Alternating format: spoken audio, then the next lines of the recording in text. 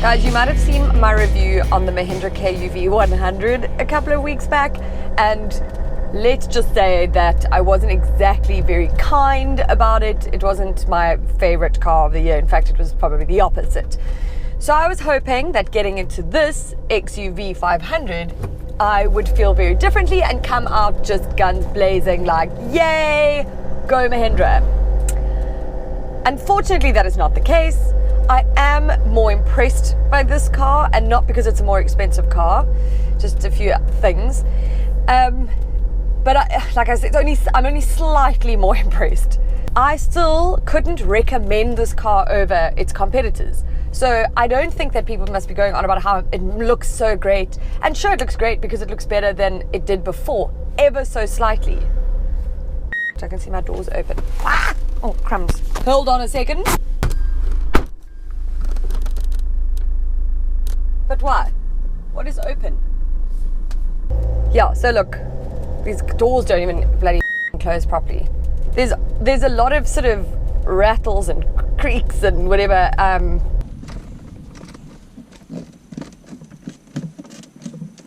Oh, it's really frustrating. So obviously it doesn't feel very well put together. But anyways, this is, it's had a few tweaks. We first saw a Mahindra XUV500 in 2012. This is now an updated version of the second model, or that was here.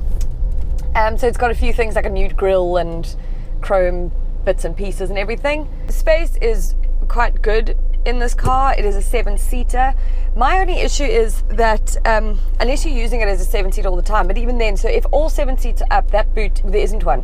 I've got my handbag there, and it's a small handbag, it's like this big, and that's all I can fit there, which isn't great. And then when you put the seats down, then everything bloody falls over because it's not flat. Okay, so that's like a bugbear. Not terrible in the back here. Okay, there's no crossing your legs or anything like that. Also, I'm really short, so a tall adult would not be thrilled. This is my handbag. Okay, that's small.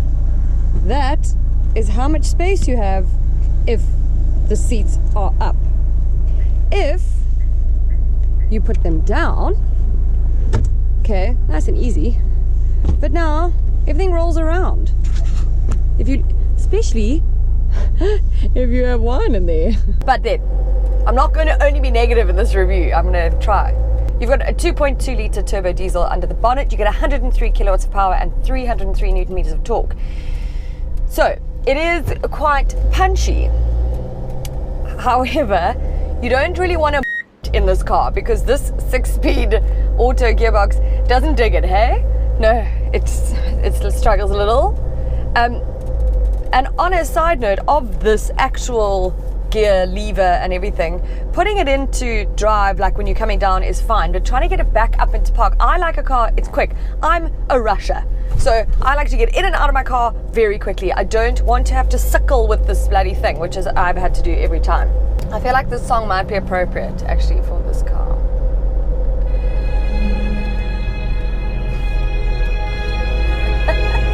It won't be easy.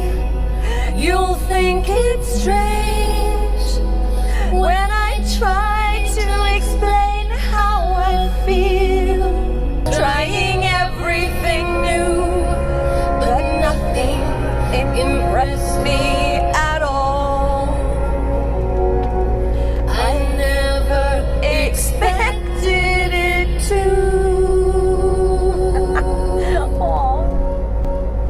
Don't cry for me.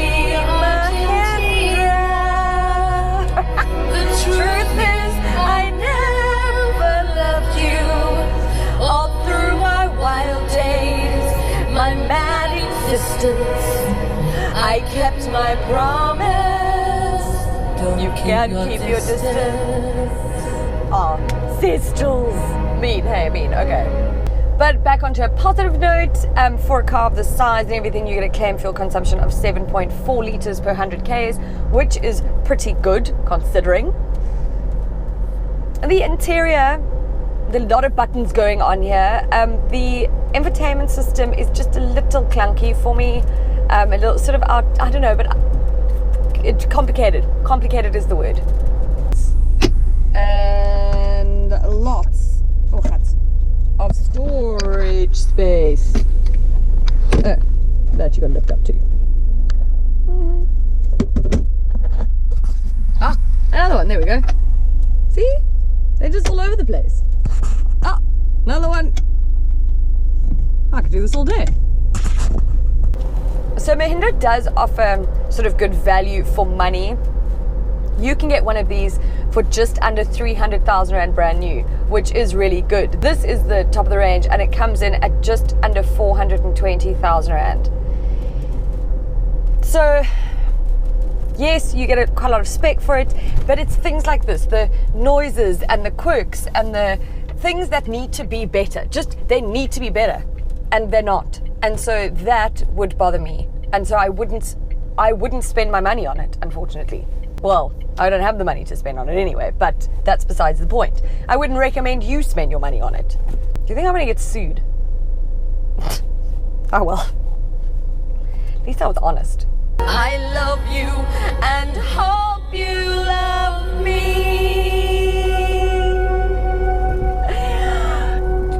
Don't cry for me, Argentina.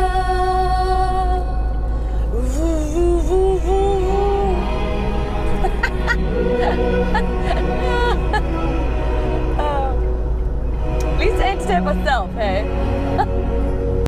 Guys, I brought this car off-road because, well, it is an SUV after all, and thankfully not too bad on the road. A little, but I suppose that's quite normal, do you know? Oh, hang on. I mean, it's this creaking that would drive me crazy. So if you head over to Car Magazine, you'll see they had one of these as a long-term test car. And so, interestingly, their thoughts are quite different to mine because obviously I've had mine for a week, so you get a different feel for a car having, say, owned it for a while than if you just drive it for, like, as a test for a week.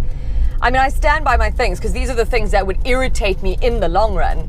However, I'd go check it out. They've got a video which sort of wraps up a lot of the information and more than what I've spoken about. So if you want a more in-depth review on it, I only have these 5 minutes, people.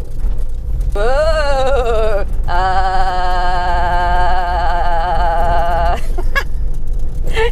It's just the squeak though. Shh. See, if I hold that, you can't hear it. Then if I let go. Gee whiskers. Guys, can you even see me? The whole camera's shaking. Have I said too much? There's nothing more I can think of to say to you. Diddly.